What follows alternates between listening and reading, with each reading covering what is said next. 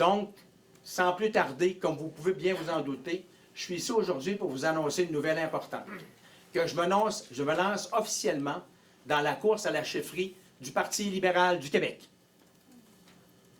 D'abord, permettez-moi de me présenter brièvement. Je suis un gars de région.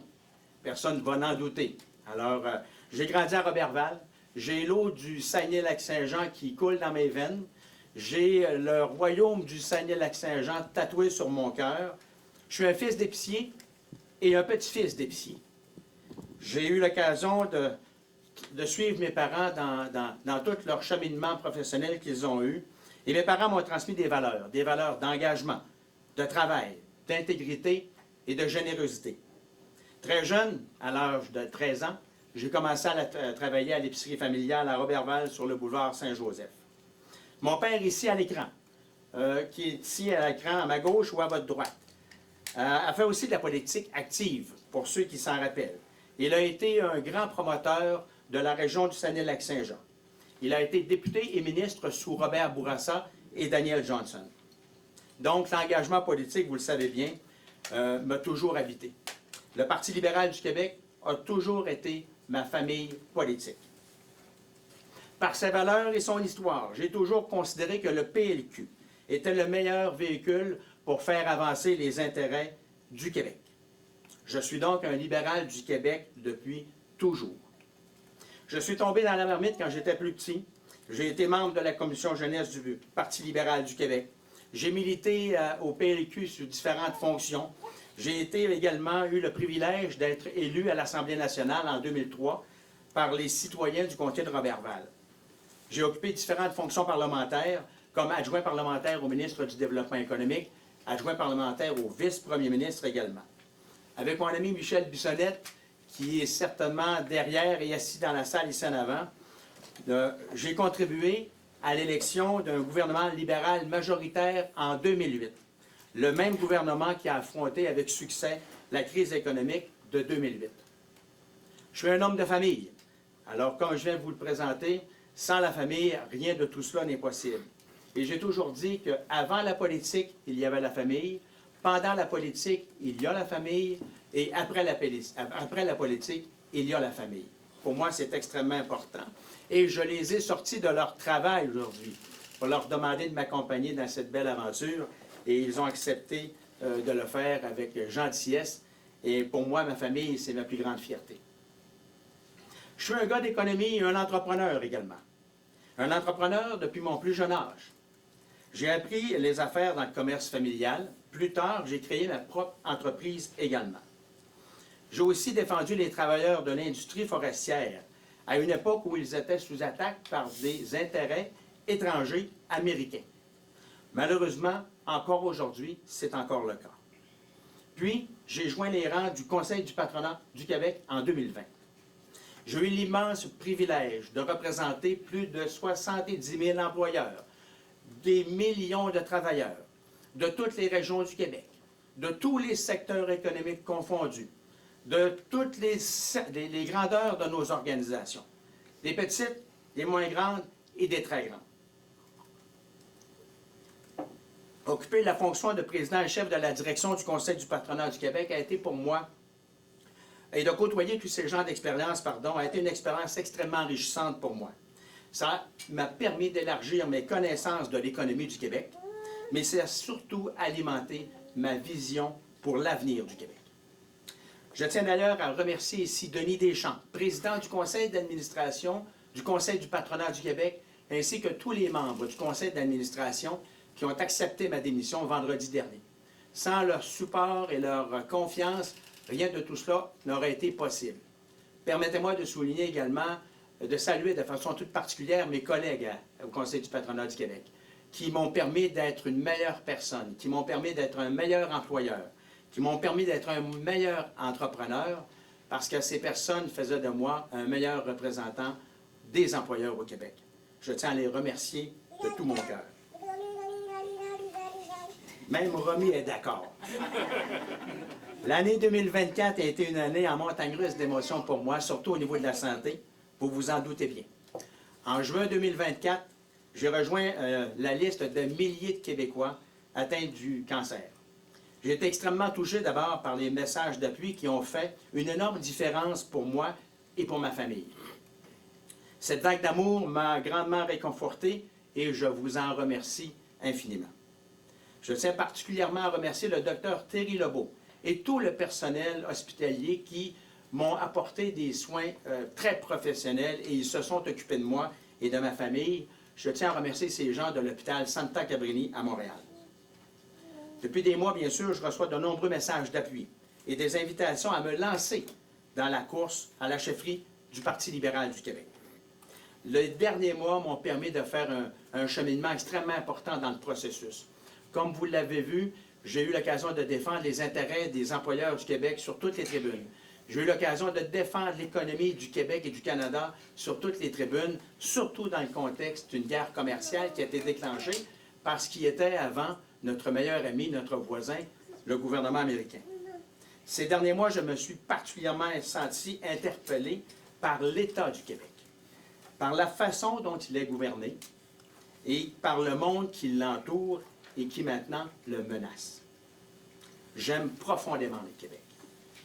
Mon énergie retrouvée, les nombreuses sollicitations à me présenter et la mauvaise direction dans laquelle se dirige le Québec m'ont laissé aucun doute dans mon esprit qu'il fallait que je revienne à l'action politique et que j'y consacre les prochaines années de ma vie, en élargissant mon engagement.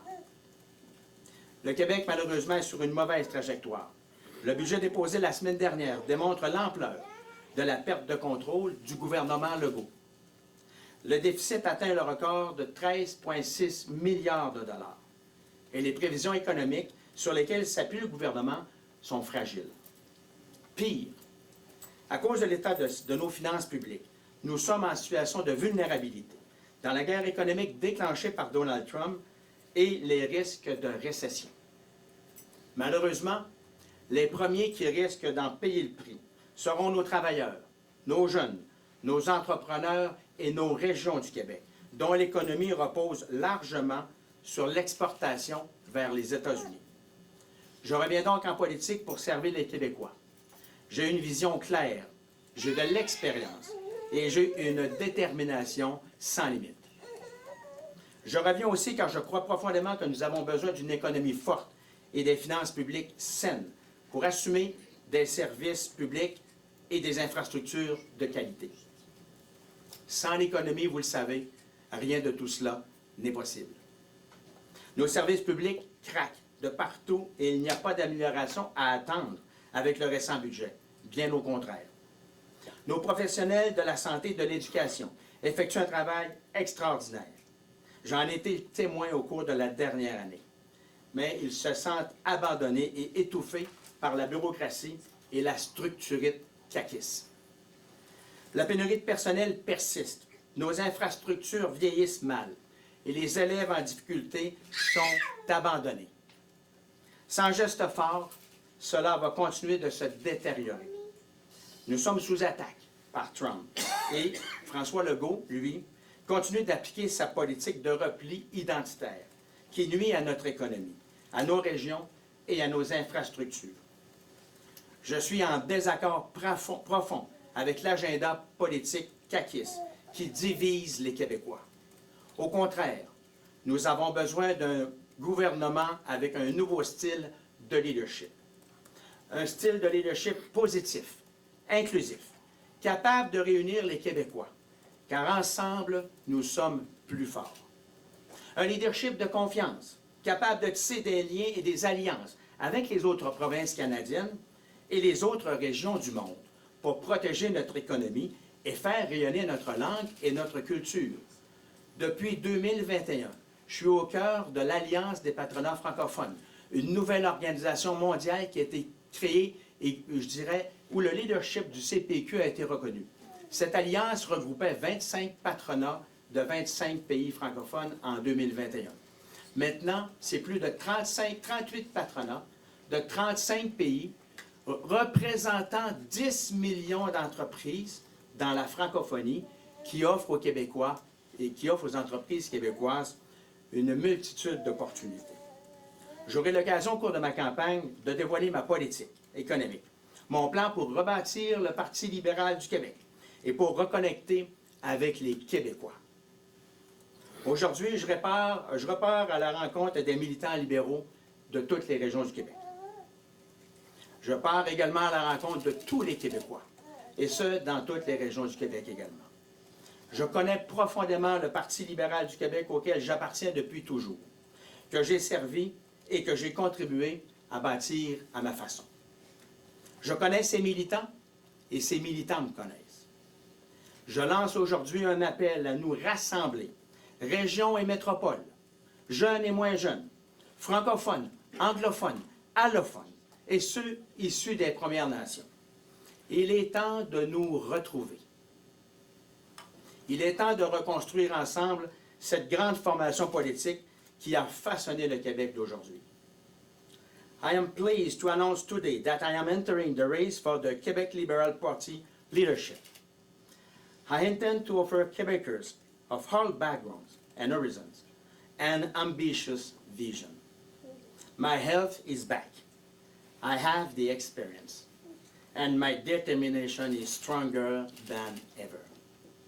We need a new style of leadership, positive, inclusive, bringing Quebecers all together. Je n'ai pas de lunettes roses, bien évidemment. Il y a beaucoup de travail à faire. Mais devant l'improvisation et la perte de contrôle du gouvernement Legault, je crois que les Québécois sont prêts pour un changement. Je crois profondément que le Parti libéral du Québec peut incarner ce changement et offrir la meilleure alternative au gouvernement usé de la CAQ. Je crois humblement que je peux canaliser cette volonté de changement. Mais pour cela, nous devons retrouver nos valeurs et notre ADN. Celle d'un parti enraciné dans toutes les régions du Québec. Un parti qui défend sa langue officielle et sa culture, tout en respectant les droits des citoyens. Le Parti du développement durable, des grands projets, de la saine gestion. Le Parti de la justice sociale, de l'inclusion, de l'égalité entre les hommes et les femmes et de l'équité intergénérationnelle. Le Parti de l'affirmation, de l'épanouissement du leadership du Québec dans le Canada et ailleurs dans le monde. Le Parti de l'économie, car sans l'économie, rien de tout cela n'est possible. Merci beaucoup de votre attention et je suis maintenant prêt à répondre à des questions. Et si vous me permettez, je pourrais peut-être demander à ma famille d'aller s'asseoir parce que les enfants semblent un peu impatients. Je pense aux parents, c'est surtout pour les parents que je pense ça. Hein? Merci. Merci, les amis. Merci, M. Blackburn. On va passer maintenant à la période de questions. Merci. Je me permets de me présenter, Arnaud Champalbert, et j'aurai l'honneur d'accompagner M. Blackburn tout au long de cette campagne pour les relations médias. Je vous invite à vous présenter au micro derrière, je vois que c'est déjà fait, de vous nommer et de nommer le média que vous représentez. Merci. Première question. Oui, bonjour, Tommy Chouinard, la presse. Monsieur Blackburn, pourquoi vous tenez à souligner le fait que vous êtes libéral du Québec depuis toujours? Ben d'abord, parce que c'est un fait. Et comme je suis assez transparent dans la vie, alors j'aime autant répéter que ces faits-là sont extrêmement importants. J'ai commencé à militer dans la commission de jeunesse du Parti libéral à une certaine époque où j'étais plus jeune. Et j'ai toujours été au cœur de cette formation politique. Mon engagement politique, je l'ai fait avec le Parti libéral du Québec pendant plus de 25 ans. Pour moi, c'est important de rappeler cela aujourd'hui et ainsi faire la démonstration que je suis un libéral du Québec depuis toujours. Et ainsi mettre en relief une différence avec M. Rodriguez? Non, pas du tout. Pas du tout. Alors, c'est m'attribuer des mauvaises intentions. Ça n'a aucunement mon intention. C'est simplement pour... je veux me présenter, je veux parler de moi. Il y a des gens qui me connaissent, il y a beaucoup de gens qui ne me connaissent pas. Puis je souhaite aller à leur rencontre pour leur parler de ma vision et de mon engagement.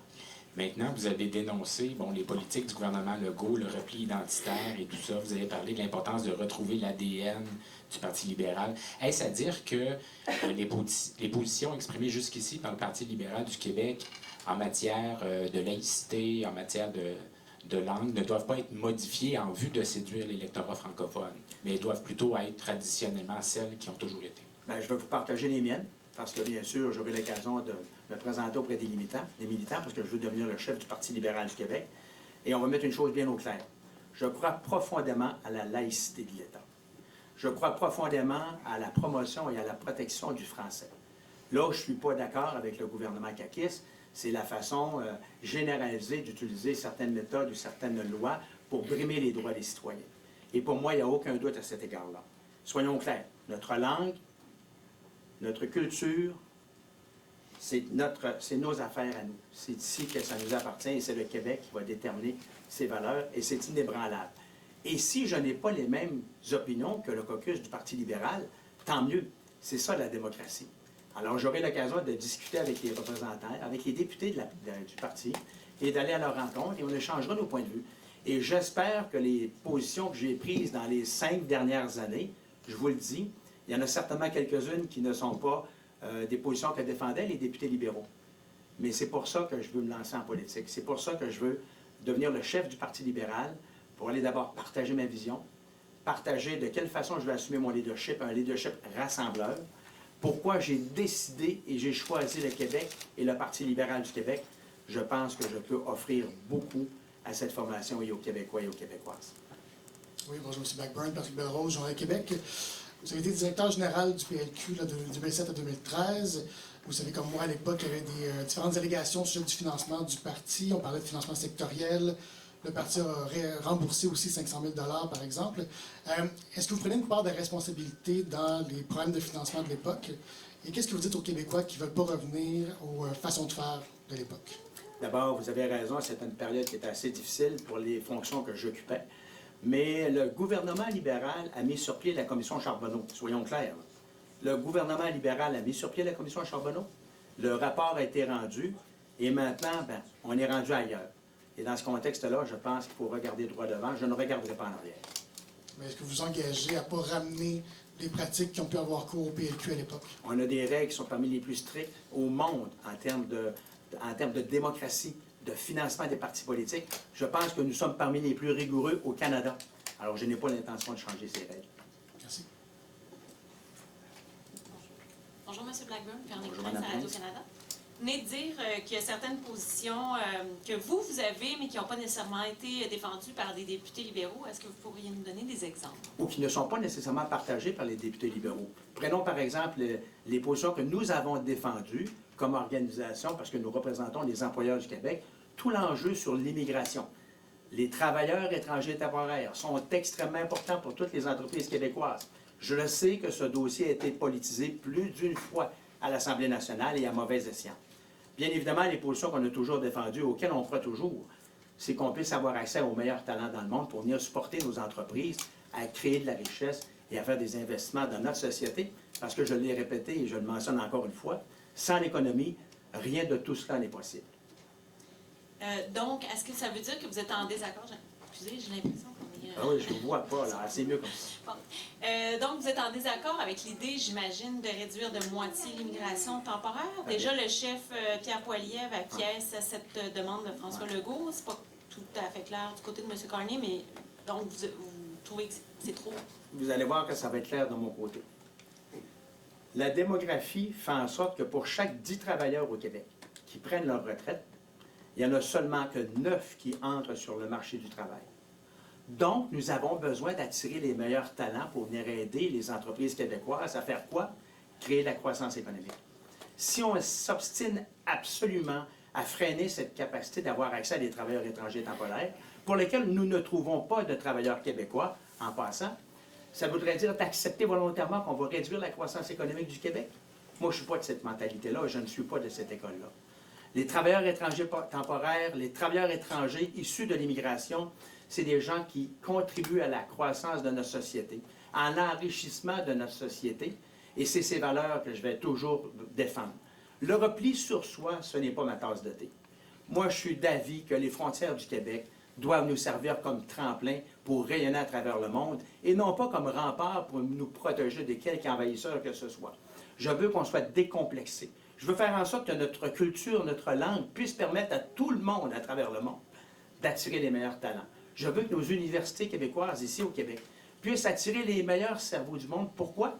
Parce que ces gens-là vont venir contribuer également à l'innovation, à la croissance et aux investissements dans nos sociétés. C'est les valeurs que je vais promouvoir. Donc, juste pour que ce soit clair, est-ce qu'il faut réduire un peu? Faut pas réduire. Tout? Pas Non. du tout. Il ne faut pas réduire. Et je vais vous donner un exemple. Et je nommerai pas le nom du ministre parce qu'il il dirait que j'ai trahi sa confiance. Mais rappelez-vous, sur ces débats, on a fait beaucoup de discussions autour du fameux seuil. 54, 64, 84. Et à un moment donné, le gouvernement du Québec me demandait, Carl, tu prends où tes chiffres? Ben, je les prends dans votre ministère. C'est vos chiffres à vous. C'est vos estimations à vous des départs à la retraite. Et c'est l'équation des besoins que les entreprises québécoises ont pour pallier à ces départs à la retraite massifs. Alors, il faut qu'on rehausse les seuils d'immigration permanente. On devrait recevoir actuellement plus de 80 000 travailleurs permanents par année. Pourquoi? Pour combler les besoins dans nos entreprises. Sans cela, on accepte de décroître et de ralentir la croissance économique. Plus d'une entreprise sur deux refuse ou reporte des nouveaux contrats parce qu'ils n'ont pas de main-d'œuvre pour être capables de les réaliser. Presque une entreprise sur deux reporte ou tout simplement annule des projets d'investissement. Pourquoi? Parce qu'ils n'ont pas la main-d'œuvre pour être capables d'accompagner ces investissements. Alors pour moi, la pénurie de main-d'œuvre, c'est l'enjeu numéro un des entreprises au Québec. C'est l'enjeu numéro un des travailleurs au Québec. Pourquoi? Parce que cette pénurie de main-d'œuvre met de la pression sur les entreprises, mais met également de la pression sur les travailleurs. Et dans ce sens-là, je serai un ardent défenseur de cette promotion de l'économie qui est extrêmement importante pour nous au Québec. Bonjour, M. Blackburn, Pierre-Antoine Gosselin de TVA. Petite question bien simple. Est-ce qu'il est vrai que vous avez fait du lobbyisme, et je cite, dans le cadre de la planification d'une phase d'exploitation supplémentaire pour l'entreprise Stablex? Bien sûr, c'est vrai. Comment compte, alors que le Parti libéral a déchiré sa chemise là, cette semaine contre l'entreprise Stablex et le projet de loi en question, comment comptez-vous éviter un malaise au sein du parti ou au niveau des membres? Bon, ça fait partie de la démocratie, alors on aura l'occasion d'en parler avec les membres du caucus, mais j'avais le chapeau du président-chef de la direction du Conseil du patronat du Québec. Mon rôle, c'est de défendre les entreprises. Stablex a des enjeux extrêmement importants et c'est malheureux qu'on se soit rendu, d'ailleurs, à l'adoption d'une loi spéciale par un baillon. Si le gouvernement municipal, si le gouvernement du Québec avait fait sa job de parler, de se mêler du dossier et de tenter de trouver des solutions, probablement qu'on ne se serait pas rendu. Alors moi, j'ai rencontré l'entreprise de Stablex. Des centaines d'entreprises au Québec dépendent de Stablex et de leur production. Je suis allé voir leurs installations, je suis allé voir de quelle façon ces gens opèrent. Et bien sûr, ils avaient besoin d'un coup de main, et c'est un coup de main qu'on leur a donné. Je représentais les employeurs, et dans ce sens-là, j'ai fait mon travail comme n'importe quel représentant d'employeur l'aurait fait, parce que je croyais effectivement que c'était la bonne chose à faire. Est-ce que vous avez retiré votre nom de tout registre?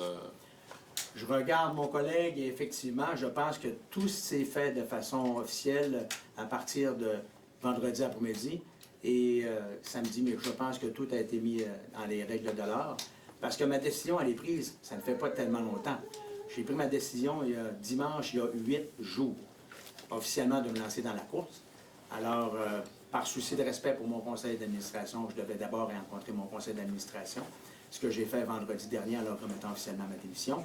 Et on est en train de construire un avion le plus rapidement possible pour assurer que le 14 juin prochain, on puisse réaliser ce qu'on recherche, c'est-à-dire de recevoir la confiance des militants et des militantes libéraux du Québec.